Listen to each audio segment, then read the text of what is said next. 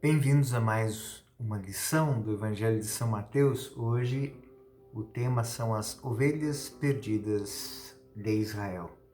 Bem, nós sabemos que o texto de Mateus foi escrito em aramaico, foi escrito especificamente para os cristãos convertidos do judaísmo.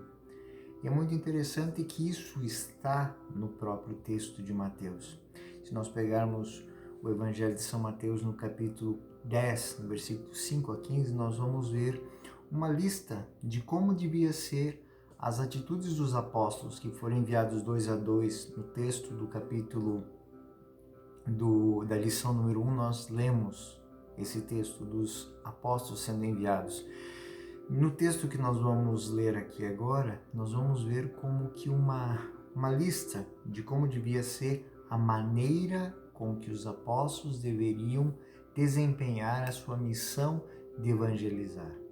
Então Mateus faz isso de uma maneira organizada, quase que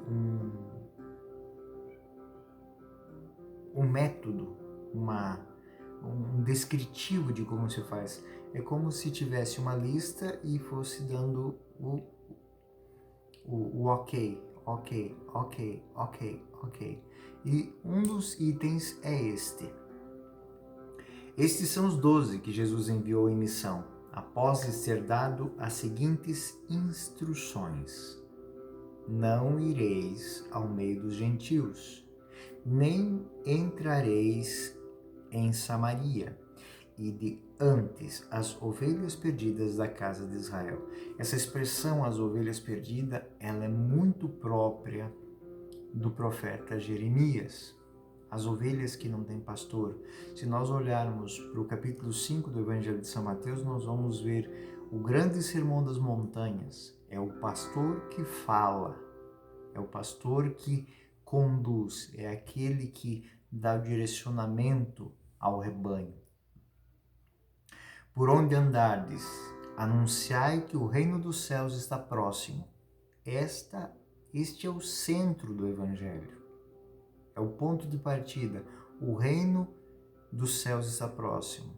Ou seja, a salvação. A salvação está próxima. Curai os doentes. Por quê? Curar os doentes é, de fato, uma tarefa messiânica. Ressuscitai os mortos, purificai os leprosos, expulsai os demônios, recebeis de graça dais. Ou seja, o Messias traz a graça, traz a bênção de volta a Israel, e isso não tem custo. Isso não tem custo. É muito interessante isto sendo escrito por um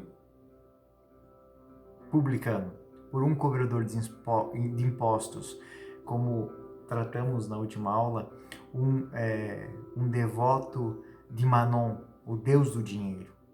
É uma mudança de vida, é uma conversão sendo colocada como princípio fundamental do caminho de Jesus Cristo, da nova vida, do novo evangelho. Não leveis nem ouro, nem prata, nem dinheiro em vossos cintos, nem mochila para viagem, nem túnica, nem calçado, nem bastão, pois o operário merece o seu sustento. Ou seja, o teu foco é a boa nova, o teu foco é anunciar. Você não deve se envolver com nada. Os apóstolos tinham esse ordenamento, essa instrução para ser seguida à risca. Nas cidades ou aldeias onde entrardes, informai se existe alguém ali digno de vos receber, e ficai ali até a vossa partida. Ou seja, dizem com quem andas e te direi quem és. Então, procurem pessoas dignas. Ele é o ponto de partida, ela será o ponto de atração para ti. Entrando numa casa, saudai-a, a paz esteja nesta casa. E se a casa for digna, descerá sobre ela a vossa paz. Porém, se não for, o vosso voto retornará para vós. E por fim, se não vos receberdes e não vos ouvirem vossas palavras, ao sairdes daquela cidade, sacudi até mesmo o pó de sua sandália em testemunho contra eles. Esta é a maior nota de repúdio que nós conhecemos. Porque um judeu, quando faz isso, ele está dizendo que ele não quer nada do que é teu, nem o pó da tua casa. Ou seja, tu não tem nada mais comigo. Que tenho a ver eu contigo? Nada.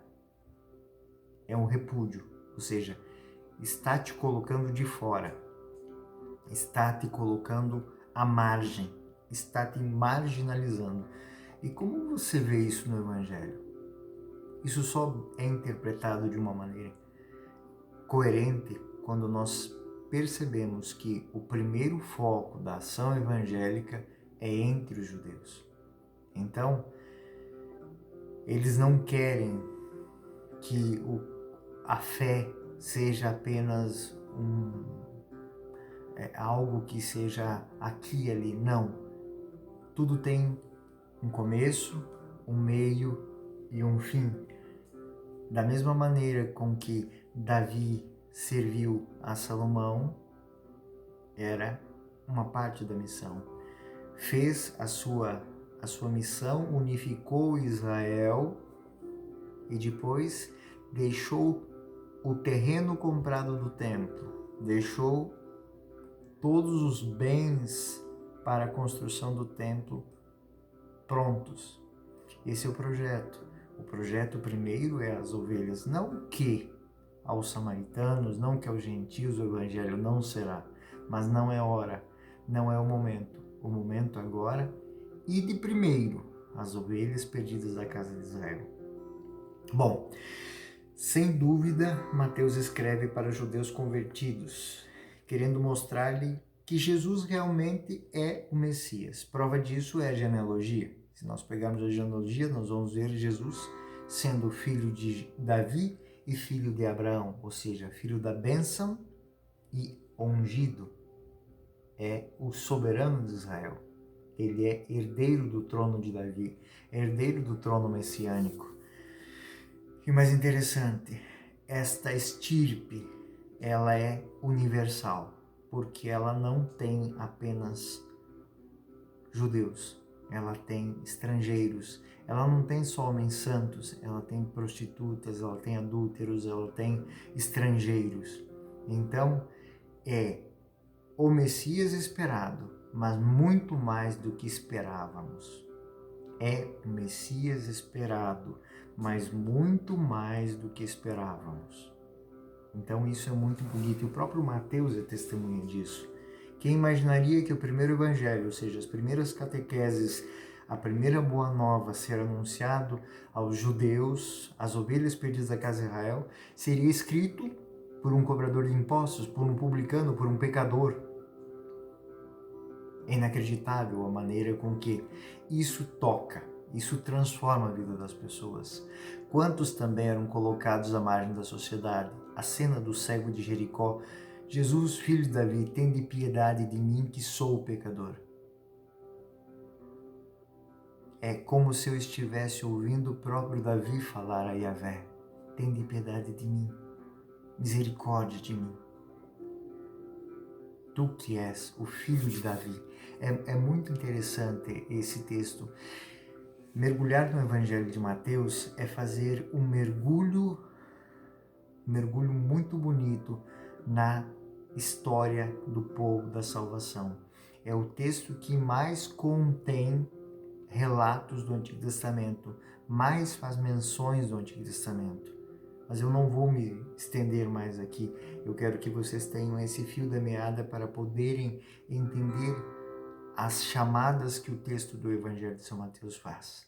Pouco a pouco. Vamos lá. O autor, São Mateus, ele supõe que as pessoas conheçam a fé, a religião, os ritos e os lugares.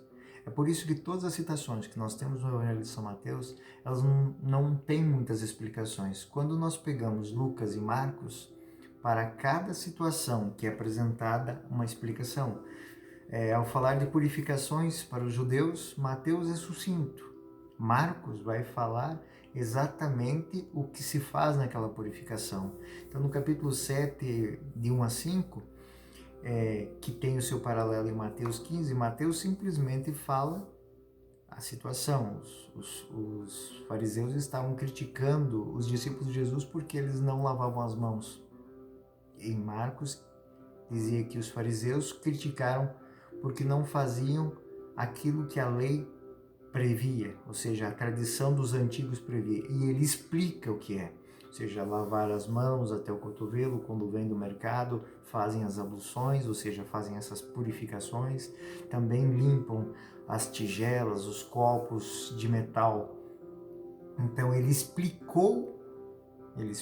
Então eu explico uma coisa que não é conhecida, mas quando aquilo é usual, então prova de que ele escreveu com o foco dele a quem? Lembra de novo aquele princípio, meio e fim. O princípio é as ovelhas perdidas da casa de Israel. Outros textos, como o Parashev, que é a situação de preparação da Páscoa, do dia que antecede, né?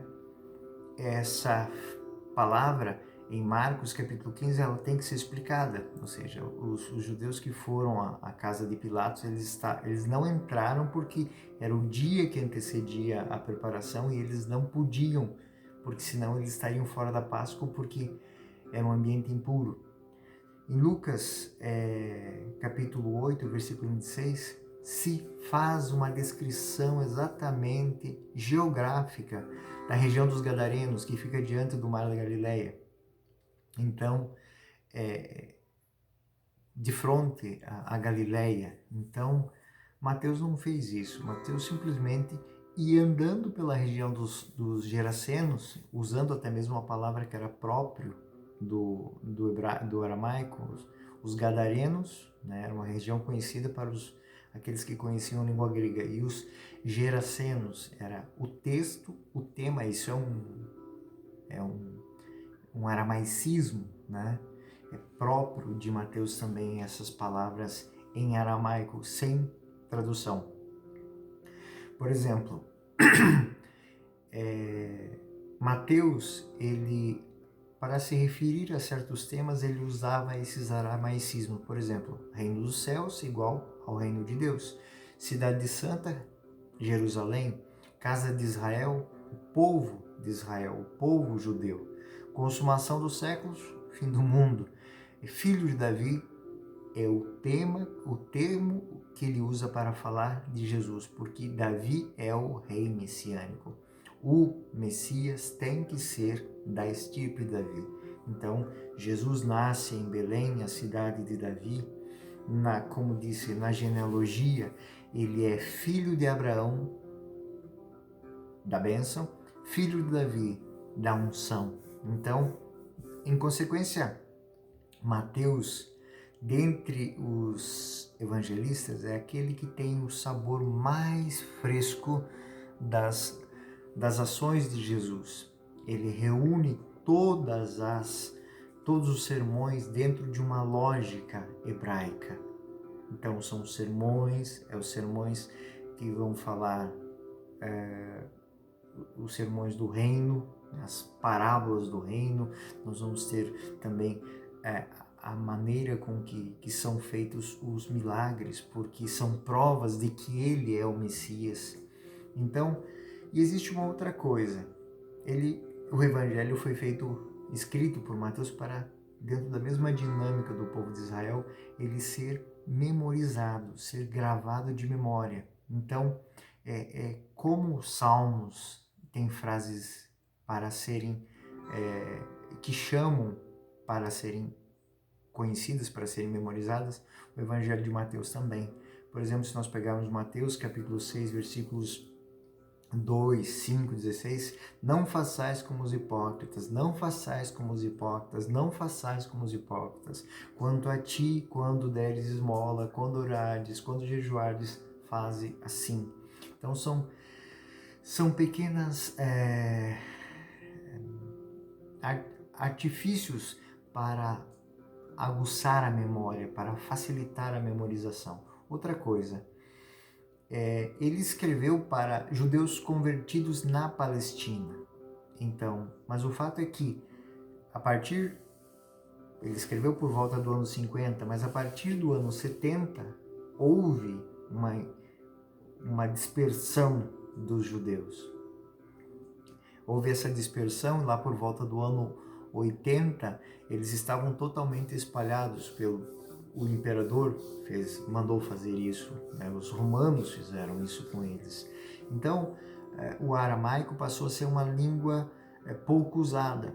Então, os textos foram tomados do aramaico e traduzidos pelos pregadores. Essas catequeses de Mateus, catequeses aos judeus, foram traduzidas pelos pregadores para serem feitas como catequeses para os judeus também, mas agora em grego, o grego koiné, o grego de comércio, que era usado dentro e fora da região de Israel. Então, por volta do ano 70, Jerusalém foi destruída, os judeus se dispersaram e o aramaico foi pouco a pouco sendo esquecido. O fato é que hoje o texto original de aramaico não existe. Ele sumiu, desapareceu, porque se perdeu. Os textos que nós temos, os textos que foram mais ou menos por volta do ano 80, a último texto, a última tradução, o último retoque por volta do ano 80. Porque sim, os judeus permitiam que aquele que traduzia pudesse fazer os retoques, ou seja, os ajustes, porque às vezes uma palavra que existia no aramaico não existia no grego, da mesma intensidade, então precisava de um ajuste naquela palavra. E isso era possível. Inclusive, por volta do ano 130 a.C., os textos do Eclesiástico sofreram também um tratamento para que foram traduzidos e foram feitos ajustes. Então isso não era uma coisa estranha. Bom, o fato é que Mateus, o foco principal do Evangelho de Mateus é ser uma catequese autêntica das palavras de Jesus ao povo de Israel. Ou seja, aqueles que ele busca trazer ao povo de Israel a boa nova. Jesus, filho de Abraão, filho de Davi, ele traz a boa nova. Essa boa nova deve ser ouvida por todos, deve ser recebida por todos. Ela deve ser dada de maneira gratuita e ela não pode ser deixada de lado. Ela não pode ser deixada num segundo estágio. Quem a recebe deve abraçá-la e abraçá-la com vigor, com radicalidade. Então essa é a mensagem de Mateus. Mateus que nós vamos ver nos próximos temas, nas próximas lições, ele é um evangelho muito, mas muito rico. Não se cita, o texto, é o evangelho que mais tem citações do Antigo Testamento. É o evangelho que mais cita os profetas, é o texto que mais cita a lei. Então, na próxima lição, nós vamos tratar da sistemática, o sistema, como é que ele organizou essas catequeses. Que o Senhor nos conceda uma noite tranquila e, ao fim da vida, uma morte santa. Fiquem com Deus, até a próxima aula.